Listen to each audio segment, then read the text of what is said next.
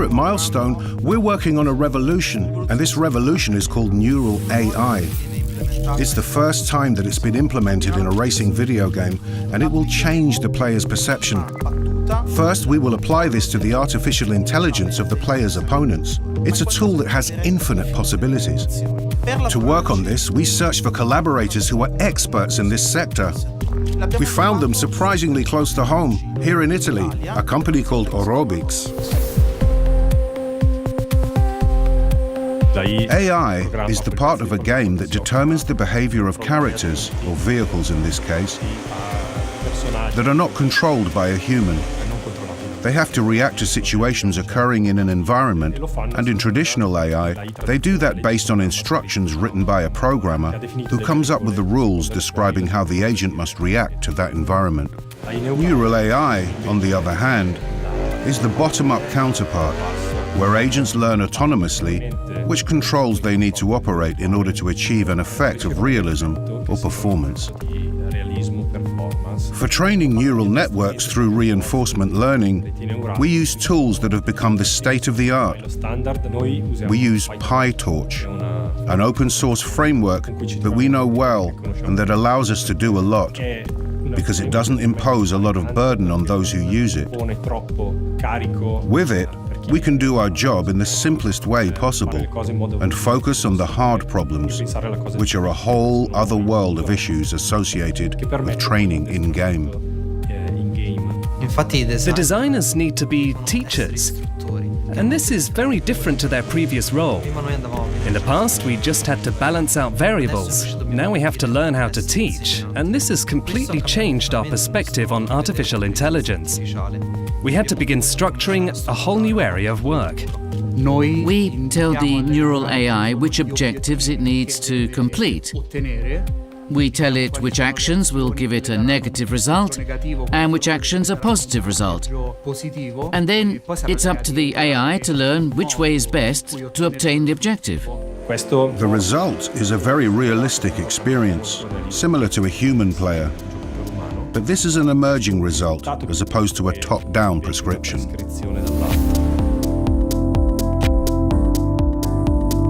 A neural network can recall the neuron as a conceptual analogus. Mathematically, they're quite close. Biologically, they're not. A neural network model takes an input, it multiplies it by numbers, and those numbers are the results of training. They are estimated automatically. How do we determine those numbers? We provide an objective, and we try to determine the values so that the objective is achieved. It's the objective that we prescribe in the case of the game, and the objective is to go as fast as possible.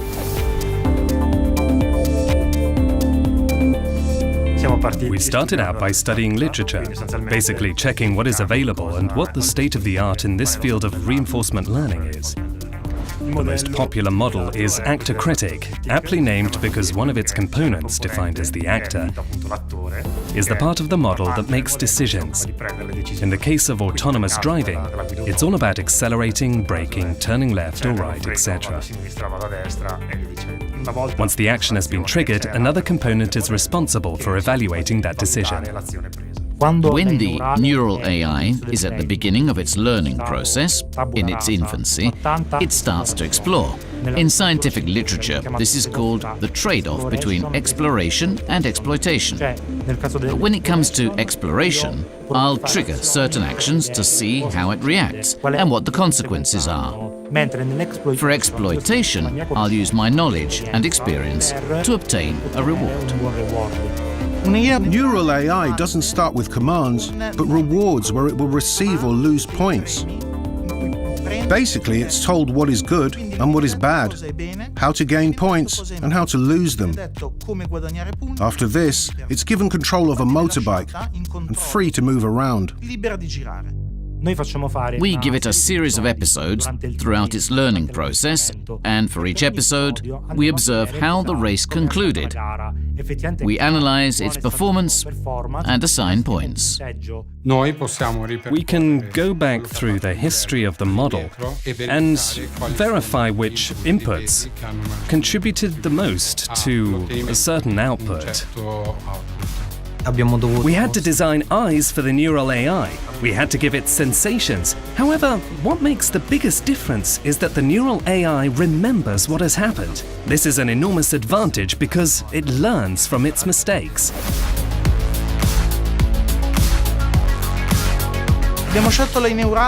We chose neural AI because it has the potential of adaptability and complexity that is superior to the traditional model. It can internalize the driving systems, the maneuvers and techniques, which allows it to perform more naturally and imitate human behavior. This is what makes the difference. Neural AI has the great advantage of circulating the track hundreds of thousands of times in a few seconds, effectively receiving the same experience as a professional racer. This allows us to gain performance over time in a few days. We gave the AI the ability to understand grip, exactly how a gamer feels the controller vibration when the motorbike is about to slide. This allows the AI to refine its behavior.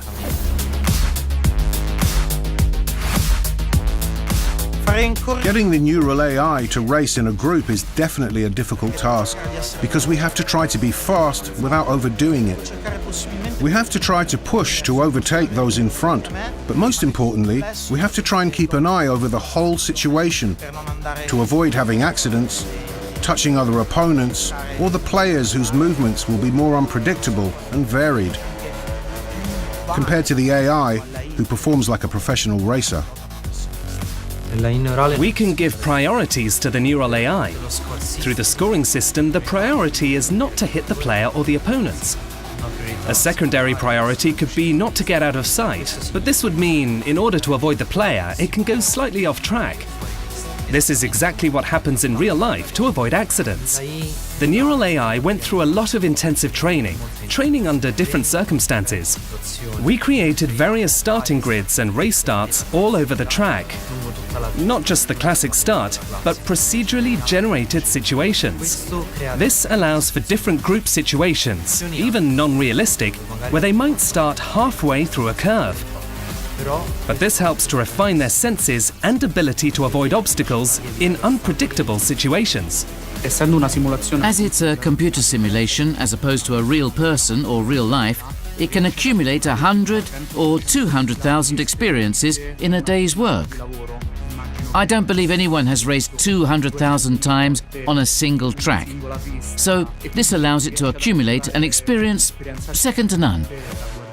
We're able to create special sessions that even professional racers don't have in such a structural way because we need to develop a family of racers.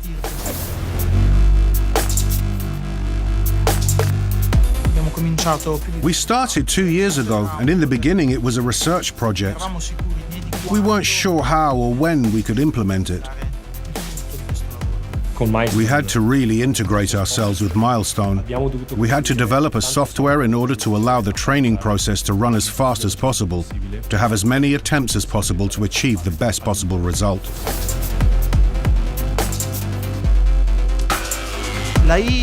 Neural AI allows us to obtain track times that are 3 or 4 seconds faster.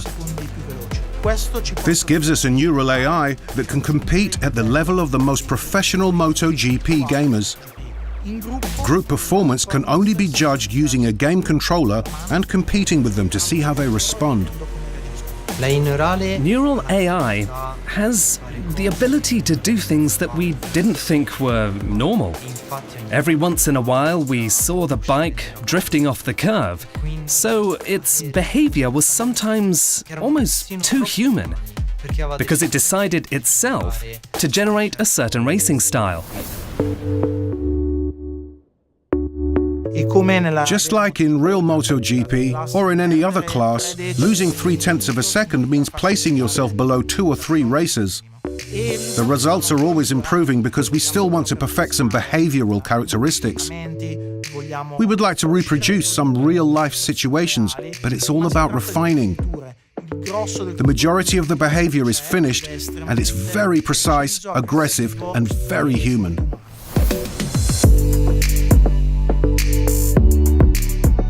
The key for an artificial intelligence application is trying to find an area of work where a solution that is predefined or static doesn't work. You need to try to make use of it in an area where it's necessary to be very flexible and very adaptive, where the solution isn't obvious. There are many possible applications, and we're investigating them. We're thinking about it. We still haven't started working on a series of possibilities, but they're there. It's the future, and they're definitely something that could change the way of thinking about creating and taking advantage of in-video games.